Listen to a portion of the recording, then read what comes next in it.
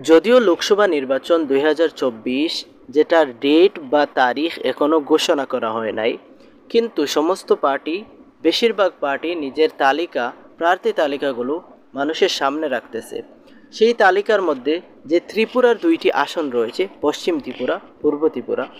পশ্চিম ত্রিপুরা আসনে বিজেপি প্রথম প্রার্থী তালিকার মধ্যে যে প্রার্থী ঘোষণা করে উনি ছিলেন বিপ্লব কুমার দেব।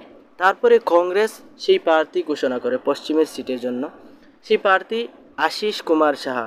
এখন পূর্বে যে প্রার্থী দেওয়ার কথা ছিল, পূর্বে প্রার্থী দেওয়া হয়েছে বিজেপি থেকে।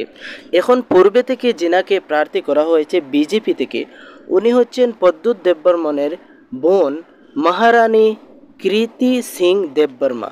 ওনাকে বিজেপি থেকে প্রার্থী করা হয়েছে, ওনাকে টিকিট দেওয়া হয়েছে। পূর্ব ত্রিপুরা থেকে যে বিরোধী দলের যে ক্যান্ডিডেট দেওয়া হবে, প্রার্থী দেওয়া হবে, সেটা দেওয়া হবে সিপিএমের পক্ষ থেকে। আর সিপিএমের পক্ষ থেকে যে প্রার্থী ঘোষণা করা হবে, নাম সামনে রাখা হবে, তখন আপনাদের সামনে আমরা নামটা নিয়ে অবশ্যই আসব।